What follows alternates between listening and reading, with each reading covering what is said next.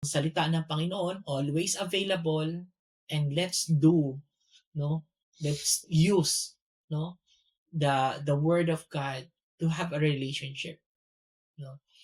And hindi ito ipinakita sa atin dahil sulod sa dunggan, then lagbas sa pikas, instead mupuyo gayud sa atong kasing-kasing.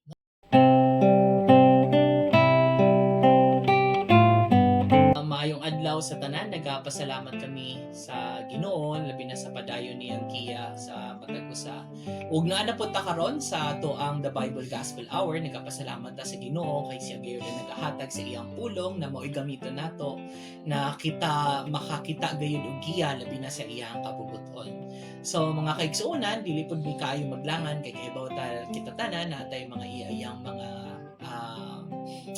himuonon sa usa ka adlaw, pero unta kani mahimong usa ka nindot na pagsugod sa atong adlaw labi na ang pulong sa Ginoo mao gyud pinakaimportante para kanato.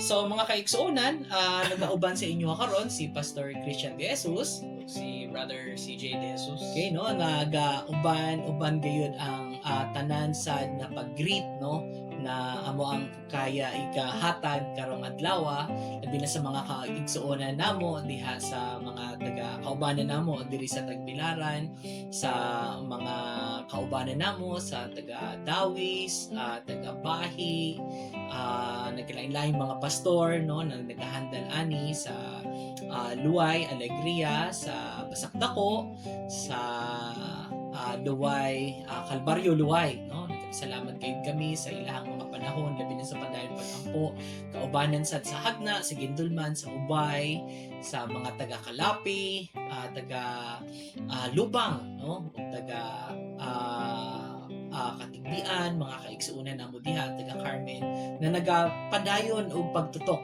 sa maong programa, no, na ginahatag sa ato kaubanan sa The Lord Jesus Christ Bible Gospel Church.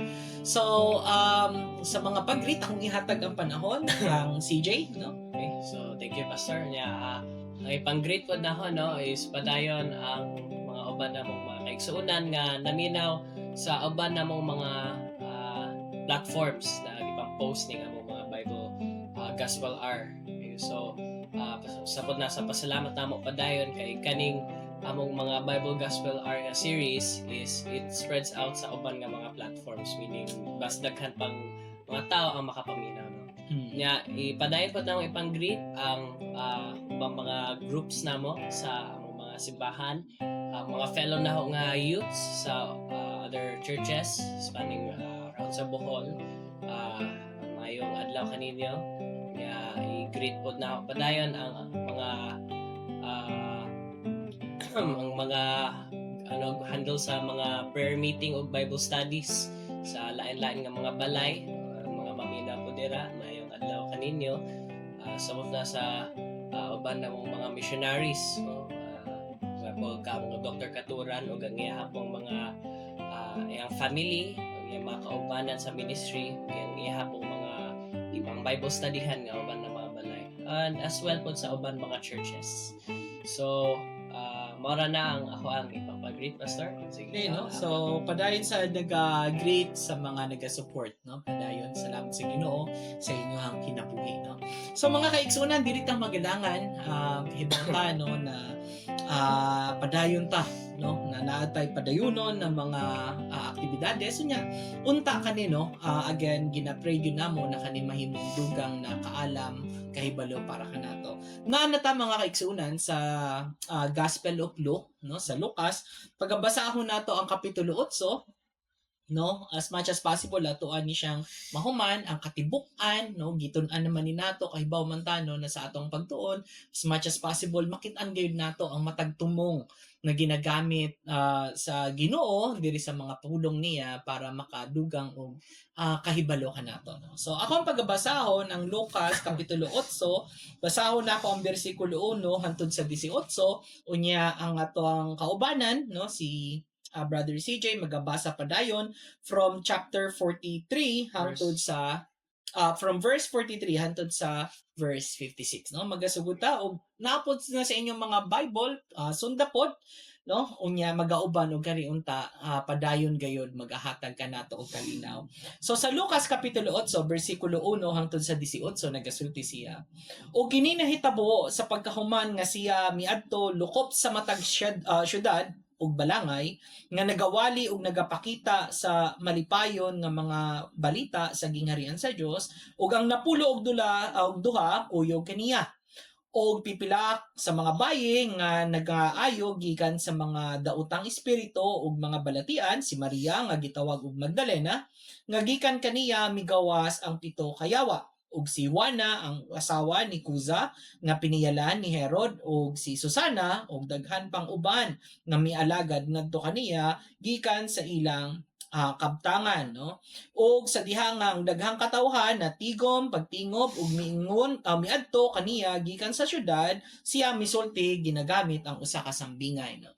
Mga kaigsuonan kay bawta sa atong gibuhasa karon sa bersikulo 1 hangtod sa 4 nagahiskot ni siya no na ang Ginoo kanunay gyud siya kauban sa mga from the time na muingon kag ministry ang Ginoong Hesukristo naga-minister naapod siya mga ginadisipulo naapod siya mga kaubanan niya ginatudloan, no, mauna siya ang importante na makit-an gayud nato na si Kristo sa kamatuoran ang gianhi gayud niya is para kita makakat-on mao na siya importante kaayo na mahibal-an nato na ang Dios ang nagtugot kanato pinaagi sa iyahang kahibalo nagtugot kanato na makahibalo mausad sa kabubuton sa Ginoo, no, mao na gidala ni Kristo.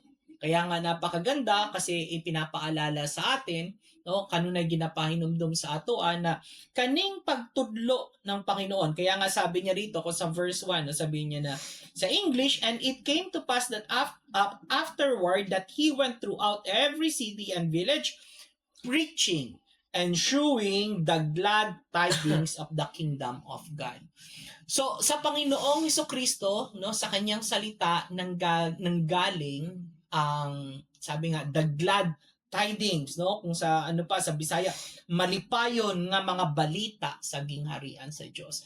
Maraming tao ang nakakaisip, no, lalo na sa mga nashe-sharean ng salita ng Panginoon na kapag dumating ang salita ng Panginoon sa kanila, maraming sometimes na awkward or sometimes ayaw nilang tanggapin yung salita ng Panginoon kasi nakikita nila na ang salita ng Panginoon most of the time it conflicts doon sa worldly na pamumuhay ng tao. Kaya nga mga kaigsuunan mahibal-an gyud na nato no na ang salita ng Panginoon ito yung katotohanan na ibinibigay sa atin ng Panginoon. It's a good sabi niya, it's a glad tiding, no? It's malipayon nga mga balita doon sa mga taong nakakaintindi ng salita ng Panginoon. Kasi bakit ito isang magandang balita? Kasi yung magandang balita na ibinibigay sa atin ng Panginoon, ipinapakita niya na ang buhay natin bilang Kristohanon hindi natatapos dito sa mundo. Kaya siya isang magandang balita, no. Kung pagpapatuloy pa natin, no, maraming nakakarinig ng kanyang salita. Sabi pa niya sa verse 5, sabi niya rito, ang usa ka magpupugas, no, ito yung sambingay na pinakita ng Panginoon. Ang usa ka magpupugas miadto aron sa pagpugas sa iyang binhi ug samtang siya nagpugas ang pipila nagatagak sa daplin sa dalan o kini gitunob-tunoban ug ang mga langgam sa kahanginan mitoka niini ug ang pipila nangatagak sa ibabaw sa usa ka dakong bato ug sa diha nga kini migitib na kini nalaya tungod kay kini nakulangan sa umog. Sa 7, ug ang pipila nangatagak sa katunukan ug ang mga tunok milipang uban niini ug mipiit niini. Ug ang uban nangatagak sa maayong yuta ug mitubo. Ug namunga og usa ka gatos kapilo.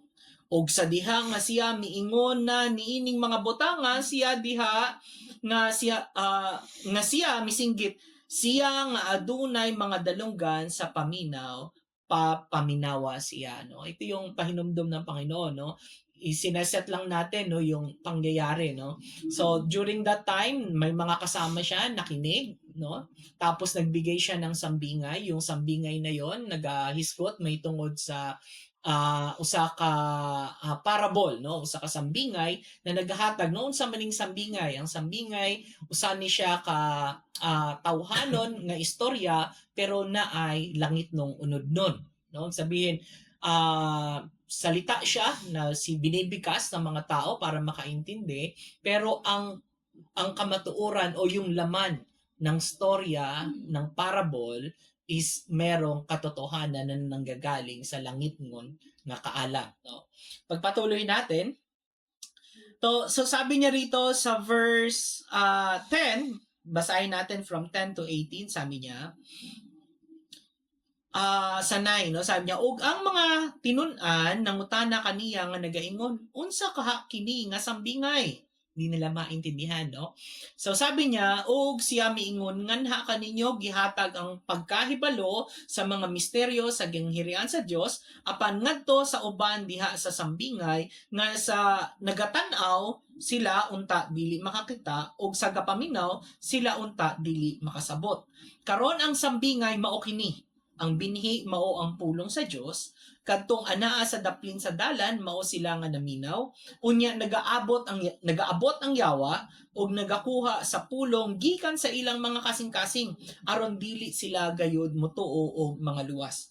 Sila nga anaa sa dakong bato mao sila nga sa diha nga sila naminaw nagdawat sa pulong uban sa kalipay ug kini walay gamot nga sa makadiyot nagtuo ug sa panahon sa pagtimpal na nagpamiya.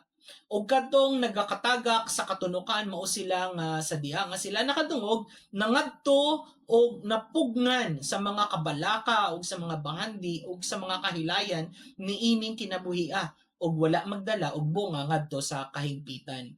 15 apan kadtong anaa sa maayong yuta mao sila nga diha sa matinud-anon og maayong kasing-kasing nga nakadungog sa pulong nagbantay niini og namunga uban sa pailog.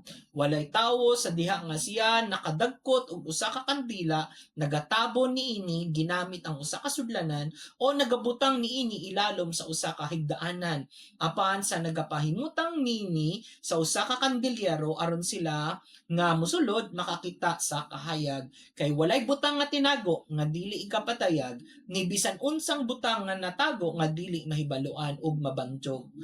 Busa pagmatngon kamo giunsa niya pagpaminaw kay si bisan kinsa nga aduna kaniya igahatag ug si bisan kinsa nga wala gikan kaniya pagakuhaon bisan kanang daw iyang nabatunan no. Ako nga yun si Brother CJ sa pagtuwa sa verse 43 hanggang sa verse 56. Okay, so basa ko na, no?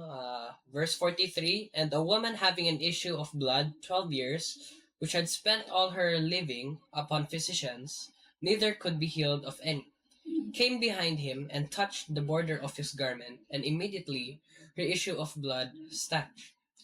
And Jesus said, who touched me? When all denied, Peter and they that were with him said, Master, the multitude throng thee and press thee, and sayest thou, who touched me?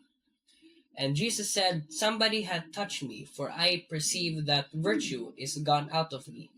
And when the woman saw that she was not hid, she came trembling, and falling down before him, she declared unto him before all the people for what cause she had touched him, and how she was healed immediately. Verse 48, and he said unto her, Daughter, be of good comfort, thy faith hath made thee whole, go in peace.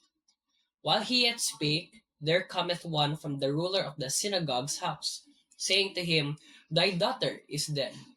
Trouble not the master. Verse 50, but when Jesus heard it, he answered him, saying, Fear not, believe only, and she shall be made whole. And when he came into the house, he suffered no man to go in, save Peter and James and John, and the father and the mother of the maiden. And all wept and bewailed her, but he said, Weep not, she is not dead, but sleepeth. Verse 53, and they laughed him to scorn, knowing that she was dead. And he put them all out and took her by the hand and called, saying, Maid, arise.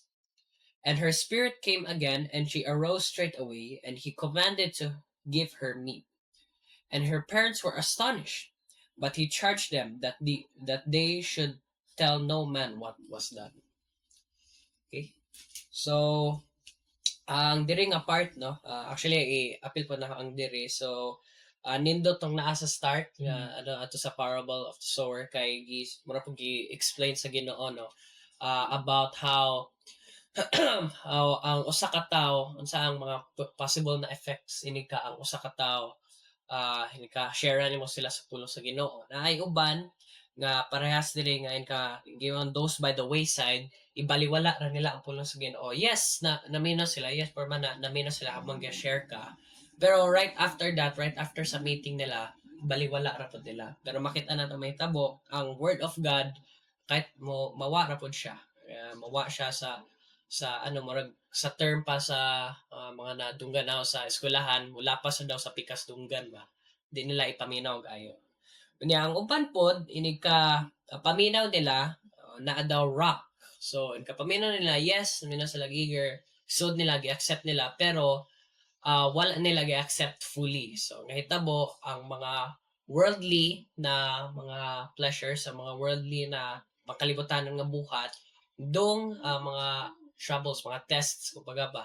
So nidong sila niya ang word of God again since wala siya nakatarong og butang og roots so sa usa ka tawo na wag ta repod siya pares repod siya sa nahitabo at sa wayside niya ang nahitabo dire ang other pod is ang fell among the thorns kani is sa ni ka tawo nga sana na sa verse 14 that which fell among thorns are they which them that have heard go forth and are choked with cares and riches and pleasures of this life bringing no fruit to perfection butang dire no fruit. Okay, so hitabo to again same sa katong rock or dire worldly pleasures na pud siya na sobraan og ka rich siguro tay uban nga sobrang ka business minded nga ang pulong sa Ginoo again gibaliwala nila.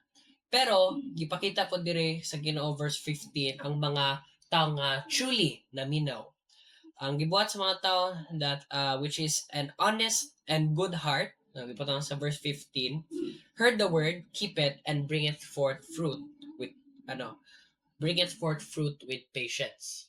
So kani mga tao kani mahitabo ini ka you truly hear jud ang pulong sa Ginoo, no? Pero kung pasahon dire sa verse 43 unsay buhaton nimo right after na mapaminawan nimo ang pulong sa Ginoo. So paminawan nimo ang pulong sa Ginoo ang specific dire sa uban nga mga verses is faith, no? Naay part dire na ang mga disciples na sila sa kabarko kauban si Jesus. Si Jesus he was sleeping. Unya habang naa sila sa barko ning kalit abot ang usa ka bagyo. So kay nga bagyo. And then ang mga disciples they feared for their lives. Ang nakabutang diri niya. Verse 24 niingon sila they came to him and awoke him saying, Master, Master, we perish. Then he arose and rebuked the wind and the raging of the water. And they ceased and there was calm. Yeah, nakabutang diri sa verse 25 ang gitubag ni Jesus sa kanila. He said unto them, Where is your faith? So, nakabutang po, where is your faith? Wala ang buhaton nimo ini ka after you truly hear the word. Butangan nimo og faith. Nya, and another example po diri is katong na possession og demons. Dito siya sa verse 27 nagasugod sa verse 27 na nidong si Jesus niya nakakita siya og usa ka tawo niya adto siya he was actually possessed sa usa ka demon nga gipangan daw legion niya nahitabo na gipa-cast out na cast out na ni Jesus ang demon niya ang nahitabo is nangutana ang man, can I go with you? Pero ang gitubag ni Jesus is go to your house and i-preach ang field nimo, make yourself i-preach kung unsa ang gibuhat nahitabo kanimo. So you can see nga ang buhaton nimo after nimo dawaton truly ang pulong sa Ginoo is need to have faith kang Jesus and you need to continue with your service. Kay tanawon pod nato tong gibasa nako sa verse 43 and 56 na dire ang usa ka babaye nga naa siya sakit sa dugo. Sakit ba to sa dugo o sakit siya sa dugo for 12 years. Niya ang mga physicians o dili siya makaayo sa mga physicians. Pero sa grabe niya nga faith, sa grabe sa babae nga faith, nahibawan niya through faith nga ini ka i-touch lang niya ang garment ni Jesus. Kung i-touch lang niya ang garment, ma-heal siya. Grabe na ingana nga faith nga knowing nga kani si Jesus kawitin lang na ako ang garment, maayon ako ani. Nya ang faith nakabutang diri ang effect sa iyang pag-faith diri sa verse 48. And he said unto her, Daughter, be of good comfort. Thy faith had made thee whole. Nindot kaya na nga the term kay ingnan ka, your faith had made you whole. So again, faith niya ang service nato sa Ginoo. Niya nakabutang po diri continuously ang usa ka babae nga namatay daw. Grabe actually within the flesh usa jud niya sa pinaka lisod nga idea para sa mga tao karon nga mga adlaw because death is kung sa tanan pa sa mata sa tao, death mo na jud na ang katapusan. Once you're dead, wala na jud na. Pero napakita ni Jesus diri nga dapat na kay faith nga bisag ang death dapat na gyapon kay faith. Dili na ang ingana ka worldly nga problems maka-overcome sa imong faith. So overall, mapunday nakita na ako, Pastor, diri sa chapter 28 nga dapat nato paminawan ang pulong sa Ginoo. Yeah. Dapat punta na ay continuous faith and service para sa Ginoo. Para kini nga ang ato ang fruitfulness, dili lang siya mawa, dili ta dapat masud sa worldly pleasures, dili pod na dapat nato mabaliwa kay again, kung tanaw sa concept of death, ang tanan man dyan makaagi sa death. Isag, unsa pa na nga klase diri sa kalibutan. Pero, mag-survive lang dyan, ana, isa pulong sa Ginoo. Abutang na. So, mara na ang ako ang may share para sa ako ang side pastor. Sige, So, ayan. salamat sa Ginoo padayon no. So, kung usahon gayud nato ang Luke chapter 8 mga kaigsuunan. Ang Luke chapter 8 gisugdan na siya mahitungod sa it talks about usa ka parable diin gisulti no kay baw taon sa nang parable no. Ang parable sama sa atong gihisgutan ganina. Ang parable nagahisgot siya sa tawhanong paagi sa panagstorya apan naa siya langit ng hibalo no. Unya pinaagi ana kung ikaw basihan lang pud nimo ang istorya na tawhanon sad ang unod usahay dili nimo makuha unsa gayoy gusto na itumong na kabubuton sa Ginoo no. Daghan kaayo sa atong kinabuhi ingana no na ay gusto itudlo ang Ginoo kanato pero apan tungod kay wala tay langit ngon na kay balo nagi konbiktar kita pinaagi sa balang espiritu dili nato masabtan ang iyang kabubuton no. Sama po na siya sa nahitabo no. So nagasulti siya na ang tumong sa maong parable giklaro gayon sa Ginoo no. Sabi niya na kung titignan natin doon sa Luke, balikan natin no sa Luke chapter 8 verse 11 no. Sabi niya, now the parable is this, the seed is the word of God no. Nung sinabi ng Panginoon na kung ano yung seed, anak pa na ibalan no, ang katibukan na tuyo tuyo na gustong ipahibaw sa Ginoo kanato. Kasi kung wala na siya na pulong na the seed is the word of God, magkalahi-lahi taog tumong no. For example, kung ikaw farmer tas narinig mo yung parable na to, sasabihin mo na anong ibig sabihin ng parable na to? Ibig sabihin hindi ako dapat di ay magbasta-basta labay o binhi no. Tapos kung ikaw naman ang nagbebenta, sasabihin mo okay, so kailangan pala yung aking mga ibinebentang binhi talagang ready para makarating sa kahit saang lugar no, para tumubo daw. Ngayon kung ikaw naman ay isang let's say nagbibigay ng balita, kung hindi mo alam kung ano yung kahibalo na ibinibigay ng Panginoon, sabihin mo na yung parable na yan ibig sabihin maraming farmer na nagsasayang ng binhi no. Alam natin na Dahil sa giya ng salita ng Panginoon, nakikita natin yung gusto niya ipahibalo. No? Sabi niya na, ang key ng parable na to is that the seed is the word of God. No? Yung binhi is the word of God. Alam natin na ang word of God, it's perfect. No? Walang tatsa. Kaya nga ang word of God, ito lang ang natatangi nating basihan, no? Kasi ang Panginoon, ipinakilala niya yung kanyang sarili through the word of God, no? Kung wala yung word of God, wala tayo. Lahat tayo mga saag, no? Lahat tayo mga nawala. Kaya nga gunon kaimportante yung word of God, no? Pinakita niya, ano ba ang word of God? Ang word of God, sabi nga niya rito, maraming character, no? Dito natin makikita. Una-una, the word of God, it's powerful, no? Na kahit saan mong ilagay na klase ng ng yuta, sa to pa yung yuta dito is yung heart ng tao, no? So it always apply, it goes everywhere to any type of person. Wala exemption. Hindi sabihin na talagang makasalanan na ako, hindi natatalab ang salita ng Panginoon sa akin. No. Pupuntahan ka pa rin ng salita ng Panginoon. No? Kaya nga lang, no, sinabi dito na sabi niya na may salita ng Panginoon na napunta doon sa daanan, diin ang salita ng Panginoon tinatapak-tapakan lang ng tao. Yung iba, yung salita ng Panginoon, gitukob ng ng ibon, no? Nagapakita na sometimes dumarating ang salita ng Panginoon pero alam naman natin sino yung nagtukob, no? Yung si Satanas, ang demonyo, no? Bakit? Kasi alam natin, alam din ni Satanas gaano ka-powerful ang salita ng Panginoon. Na kung yun ay pupunta doon at tutubo, no? Magkakaroon ng pagbabago sa tao at ayaw ni Satanas noon. Gusto ni Satanas, sabi nga niya no na sabi ng Panginoon, the thief cometh to steal, to kill and to destroy. Yun yung tubong niya, yun yung comfort zone ng mga demons, ng mga alagad ni Satanas, no?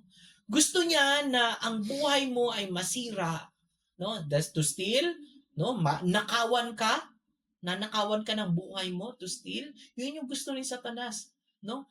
Kaya nga ayaw niya na ang salita ng Panginoon tumutubo sa puso ng tao kasi gusto kanyang nakawan, to steal, to kill. Papatayin ka niya, no? Hindi lang yung physical na katawan mo kundi yung pagkakataon na ikaw magkaroon ng freedom, no? Totoong freedom. Kasi alam natin maraming tao nagsasabi, kapag pumunta ka sa salita ng Panginoon, mawawalan ka ng freedom. No. No? Bakit no? Kasi alam natin na ang ibinibigay ng salita ng Panginoon tunay na kaluwasan. Kasi yung kaluwasan na iniisip ng tao na naiipit ka daw, dito lang yan sa mundo. No? Kasi yung mundo, iniisip nila na nandoon yung kagawasan, pero mga kaigsuunan, ang mundo mismo matatapos at ang ibinibigay niya lahat is puros kasinungalingan. No? Kasinungalingan. Paano siya nagiging kasinungalingan? Kasi lahat ng i-endeavor mo dito sa mundo, lahat ng binibigyan mo ng pagkakataon or tinutuunan ng todo-todong pansin sa iyong buhay dito sa mundo, lahat ng nandito sa mundo matatapos naman. No? Yung pera, kung isipin natin, magtigom ka ng pera, yung pera, hanggang kailan ka magtigom? No? Hanggang kailan mo pupunuin? No? Kaya sabihin pa na magtigom ka ng bahandi, magtigom ka ng mga butang, lahat ng butang na nandito sa mundo, darating ang panahon, magugunaw lang. So, naiipit ka doon. At ang pinakamasama pa is lahat ng gitigom mo, wala rin naman patutunguhan kasi sino magbibigay sa'yo ng approval na maganda yan? No? Yung sarili lang natin. Yung sarili lang natin, mismo sinabi nga ng salita ng Panginoon, sabi niya, for all have sinned and fall short, come short to the glory of God.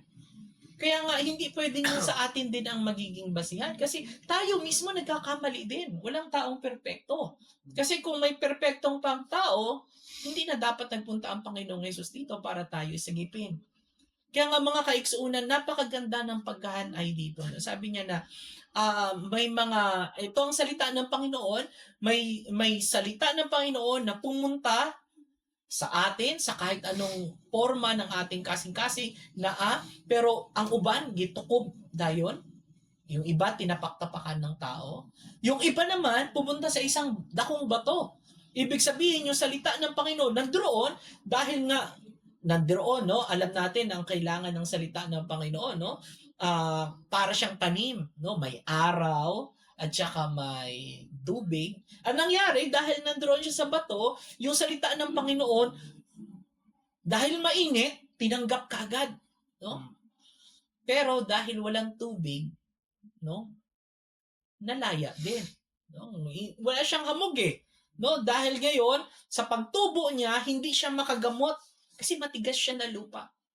Kasi bato siya eh.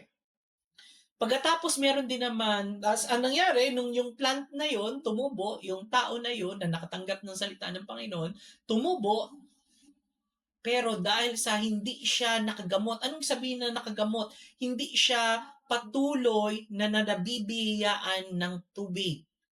Alam natin yung tubig dito is yung balaang espiritu, no? Yung balaang espiritu na patuloy nagbibigay ng hamog. Kasi yung hamog na yon, ang importante na once na mutubo ka, nandoon din yung hamog at magbibigay sa iyo ng tulong. Ibig sabihin, patuloy kang nakakatanggap ng sustansya. Yung sustansya na yon, mga kaiksunan, sabi niya, ito ang nagpapatubo sa atin. At yung sustansya na yon, yun yung ating faith, no? Na nagatubo gayon. Kaya nga, di ba, napakaganda na alalahanin natin na ang salita ng Panginoon, wala gayon nag-conflict. Ang sabi ng Panginoon, how does faith grow? No? Faith comes from hearing and hearing the Word of God. Kasi yung the Word of God, ito rin ang magbibigay sa atin para tayo tumatag. Ngayon, yung pangalawang klase ng lupa, dahil nga nasa bato siya, hindi siya nakatubo, nalaya siya. Pagdating ng mga problema, bumigay siya, no? Yung pangatlong lupa naman, sinabi na ito ang binhi na dumating doon sa isang lupa, no? Napaka-fertile na lupa. Diin, lahat nagatubo. Apan lang, gitugtan na ay mga sagbot, at yung sagbot na yun, gipatubo sa niya. No? Ito yung klase ng lupa na yung puso masyadong fertile. Ano nangyari ito masyadong fertile? Lahat niya, iniinganyo niya. No? Salita ng Panginoon. At the same time, nasa mundo pa rin siya. No? Kaya nga, napakaganda ng pinapaalala sa atin ngayon. No? Lahat ng tao, may kanya-kanyang reaksyon pagdating sa pagtanggap ng salita ng Panginoon.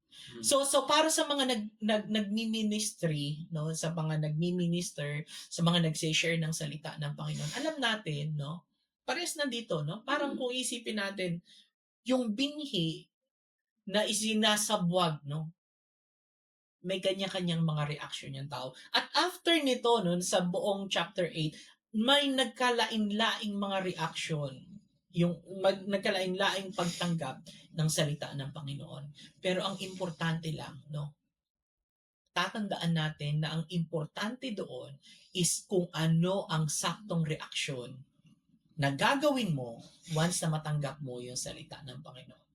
No? Parehas dito, no, na nakita natin, paano ipinakita yung salita ng Panginoon? Gaano ka-importante ito? Alam na natin gaano ito ka-importante dahil imagine mo, ayaw iparating sa atin to ni Satanas. Gustong iparating sa atin ng Panginoon. Kasi ito ay magandang balita na ibinibigay niya na tayo'y may buhay na walang hanggan. Kaya nga, napakaganda. Pero ang gusto ni Satanas, nanakawin niya sa atin to. Gunon ang salita ng Panginoon. Ano pa ang makikita natin dito? May kanya-kanyang pagtanggap at ang pagtanggap nito nagiging resulta, nagkakaroon ng consequence, no? Dito sa panahon diin naghisgot siya mahitungod sa sabi niya rito no na unang-una nangyari is yung sa verse, ah, yung sa paglayag nila, no? Sa paglayag nila, sabi ng Panginoon sa kanila, tara, pumunta tayo doon. No, ibig sabihin, sumakay tayo dito, pumunta tayo doon. Yun yung salita ng Panginoon.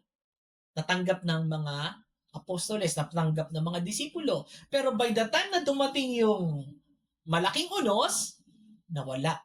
No? Kasi hindi pa nakatubo eh. Kaya nga ang sabi nila, nawala, no? Ang pagkakarinig niya siguro by the time na nagkaroon ng bagyo or nagkaroon ng malakas na unos, nawala yung pagtuon nila. Nawala sa isip nila na sabi ng Panginoon, pupunta tayo doon. Ibig sabihin talagang papupuntahin sila doon. Hindi tayo pupunta doon para mamatay, kundi pupunta tayo doon para magsangyaw ng salita ng Panginoon. Nawala sa kanila yon. Instead na nagpunta sila, pagdating nila doon sa inyo, mamamatay tayo rito. Nawala. Nawala agad yung salita ng Panginoon. Kasi kung paano nila tinanggap. Pero kung naisip lang nila kung ano ang sabi ng Panginoon, kung padayon nilang pinaintindi sa kanilang sarili, kung ano yung ibig sabihin kahit ano mangyari, darating sila doon. Kasi yun yung sabi ng Panginoon. No? Yun din sa babae, no? Napakaganda ng sinabi ng Panginoon doon sa babae, no? Hindi yung sabi niya, no? Alam natin na during this time, dito naman sa verse 42, sabi niya rito, kay siya adunay usa ka lamang ka babayeng anak nga nagapulo og duha ang panuigon. Kay siya, verse 42, no? Sa verse okay, 42, ito yung nangyari sa sitwasyon ni Jairus, no? Sabi niya rito. Si Jairus, sabi niya, kay siya adunay usa lamang kababayeng anak, mga napulo og duha nga panuigon ug siya naghigda nga himatyon, apan samtang siya miadto ang katawhan mihugop kaniya, no? Tandaan natin yung sitwasyon. During this time, again, ang topic natin is paano gagamitin yung word of God? Anong reaksyon sa salita ng Panginoon? During this time, lahat ng tao mihugop, no? Sabi niya, apan samtang siya miadto ang katawan mihugop kaniya. Ibig sabihin, talagang nagkakasandurot ang mga katawhan. Nagkakadikit-dikit. No, ang term is nagkakadikit-dikit. Pero isipin natin mga kaigsunan kung paano ang nangyari dito, no? Sabi niya rito sa 43, og usa ka babaye nga adunay pag-aga sa dugo sa napulo og duha ka tuig nga naggasto na sa tanan niyang kinitaan ngadto sa mga mananambal, ni naayon ni bisan kinsa miadto sa luyon niya ug mihikap sa sidsid sa iyang bisti ug diha ang iyang pag-aga sa dugo miuno ug si Jesus miingon, kinsa ang mihikap kanako. Mga kaigsuunan, tandaan natin, no, lahat ng tao mihugop niya, meaning dumidikit sa kanya, pero isa lang ang mihikap kaniya. Di ba napakaganda isipin natin, mga kaigsuunan? Lahat nakakakilala sa Panginoon during that time. Pero isa lang ang kinonsider ng Panginoon na mihikap kaniya during that time. Kaya kinsa ang mihikap na ako? Gunon ang napakagandang reaction. No? Bakit? Kasi ang salita ng Panginoon, it's all about relationship. No? Pwede tayong nakakakilala sa Panginoon, pero hindi tayo kakilala ng Panginoon. Maraming tao nakakakilala sa Panginoon, pero hindi nila kilala yung Panginoon. No? Ang laki ng pagkakaiba. Kasi yung nakakakilala sa Panginoon, pero walang relasyon sa Panginoon, murarapod na yung mga tao na mihugop, no? Dikit-dikit lang. Maraming taong ganun, mga kaigsuunan. And unta, dili kita ingana. Alam natin ang Panginoon, pero at the same time, may relasyon tayo sa Panginoon. Kasi makikita natin, yun yung ipinapakita ng Panginoon, no? Na sabi niya, anong ginagawa niyo sa salita ko? Alam niyo lang ba na may salita ako? O ikinabubuhay niyo ba no, ang salita ko? Nagkaroon ba kayo ng relasyon sa salita ko? Alam naman natin, no, wala nang ibang salita ng Panginoon. Si Kristo ang salita ng Panginoon. So, napakagandang pinapaalala sa atin, mga kaigsuunan. No? The Word of God is provided to all, and ang pinaka-importante is how much we make a relationship out of it. So, unta mga kaigsuunan, no, kana mahatag gayon sa atwa. Maraming tao nakakakilala sa Panginoon kasi halos kung saan-saan mo na makikita yung pangalan ni Yesu Kristo eh. Sa likod ng tricycle, sa likod ng jeep, sa harapan ng jeep, no? Minsan natatak ng damit. Pero lahat ng yon ay pangalan lang hanggat wala kang relasyon sa Kanya. Pag nagkaroon ka ng relasyon sa Kanya, that name becomes the name above every name. Kaya nga mga kaigsuunan, laging nandito yung Bible. Pero yung salita ng Panginoon, nandito sa Bible, hindi yan siya magkakaroon ng value sa atin hanggat hindi natin siya maiintindihan. Gunon ang ipinapakita niya rito. Yes, ang Bible, kung saan-saan makikita na lang natin. Salita ng Panginoon, makikita na lang natin. Halos maraming tao na pag nakarinig pa nga ng salita ng Panginoon, parang, ano ba yan, no? Pero ang katotohanan is kung paano tayo magkakaroon ng relasyon doon sa salita ng Panginoon. At kung makukuha mo yan, sabi nga niya, dito, no, sasabi niya, verse 48, og siya miingon ngadto kaniya, anak, pagmalipayon, ang imong pagtuo mihimo kanimo nga maayo, lakaw sa kalinaw. Only by that time na magkakaroon ka ng pagtuo, relasyon, no? Ibig sabihin, mahigpit na pagtuo diha sa Ginoo kana mahimo kang maayo, no? Maoy makapaayo kanato. Kasi lahat tayo, totoo, no? Lahat tayo may sakit. Anong sakit natin? Yung kasalanan. Ug ang tanging makakatanggal ng ating kasalanan, makapamaayo kanato, si Kristo ang tulong. Tapos anong sabi niya? Anong resulta nito? Lakaw sa kalinaw. Doon na tayo magkakaroon ng paraan na tayo mahimong malinawon. Kaya mga kaigsuunan, unta kani makahatag kayo dundugang kalinaw kanato, no? Ang Luke chapter 8 nagapakita na ang salita ng Panginoon always available, and let's do, no? Let's use, no? The word of God to have a relationship, no? And hindi ito ipinakita sa atin dahil sulod sa dunggan, then lagbas sa pikas, instead mupuyo gayod sa atong kasing-kasing, no?